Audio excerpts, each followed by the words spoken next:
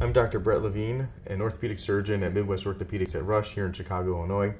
I'm also assistant professor and residency program director at Rush University Medical Center. I'm also the co-author of the book Pilates for Hip and Knee Syndromes and Arthroplasties. I co-authored this with Dr. William Jaffe, who's the vice chairman at New York University Hospital and the Hospital for Joint Diseases, as well as Beth Kiplanek, who was our inspiration for the book and is a Pilates instructor. The reason we got fixated on this book is that we do anticipate and have seen a huge rise in hip and knee replacements over the past 10 to 20 years and expect even a greater rise in the next 10 to 20 years as the United States population continues to age. Based upon these facts is one of the reasons I went into joint replacements, and so I focused primarily on doing hip and knee replacements, and that was my focus on the book, was helping correlate the rehabilitation and the treatment of syndromes related to the hip and knee based upon my experience with arthroplasty and my arthroplasty patients. So in general, my goal is to do as many primary surgeries as I can, but I am the youngest gentleman at the adult reconstruction facility in Rush, so I get the revisions. So I do about 35% of my cases are revisions, and we do expect that number to continue and increase, which is why we train 7 fellows a year to help handle that load in the future. The reason we're seeing a huge growth in replacements in the United States, and I think worldwide, as we are seeing the population gradually aging, also we're starting to see implants last a little bit longer, which has pushed our indications. So we're now doing replacements in patients who are much, much younger, so 40s and 50s, occasionally 60s, whereas in the past we used to do patients that were 70s and 80s. While we still do some of those, the majority has kind of shifted to a much younger age range. Also, obesity has become a big issue in the United States, and our patients are tending to live longer. So we're seeing more patients that need replacements, more patients that have replacements in for longer. Therefore, we see greater number of surgeries for primaries and greater number of revisions in the future. We originally got interested in Pilates as one of our patients, who is our co-author, Beth, had a total hip arthroplasty. She subsequently recovered using Pilates. So she used Pilates before surgery, she used Pilates for her rehab during surgery and in the immediate postoperative period, and then used Pilates afterwards to help prevent needing a replacement on the contralateral side. So we looked at a series of patients that she was very instrumental in sending to us, and Dr. William Jaffe was the lead author and the surgeon at the time, and he looked back and I helped him look through the charts at 40 patients that we were able to enroll and look at how they use Pilates, and the goal was to basically use Pilates instead of sort of standard physical therapy.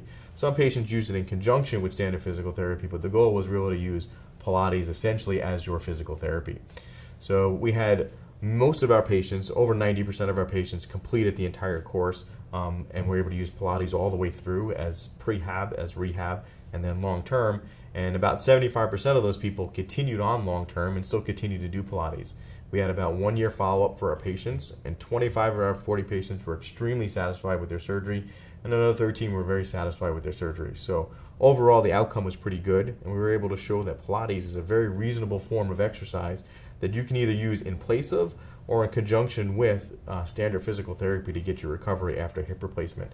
It's also very effective in knee replacement, and as we outlined in our book, covering all the different syndromes, including bursitis, tendonitis, it's also very good in being able to manage those problems, as well as many of the exercises involved in Pilates are associated with the same type of exercises that we send people to physical therapy for. So overall, we feel that Pilates is a very good form of exercise. It's great, again, if you can get involved in a prehab type of program. So you start working on your core muscles before surgery, you get yourself involved in a Pilates studio and with an instructor, you get familiar with them. After surgery, you go right back to them and get started again on focusing on the core, keeping the core strong, and then building out to your muscles in your limbs. After that, when you're completed your rehab, then you continue this as a lifelong therapy or lifelong exercise because it's very good, it's low impact, and burns a tremendous number of calories.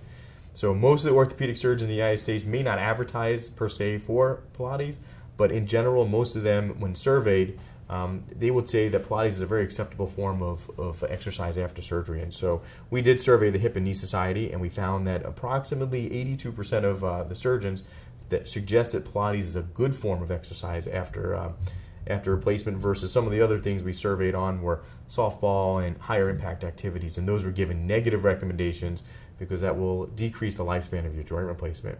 So while I am a relatively big fan of Pilates in the fact that it is a very good form of exercise, it is low impact, it builds the core muscles, and is exactly what I want my patients to get preoperatively, postoperatively, and then maintain long term. I think that's something that if you read through our book, you'll kind of get that, and I think it's a very good form of exercise to continue and get involved in.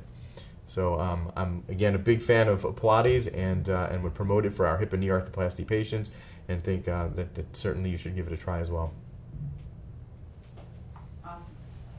You know what I'd love you to do?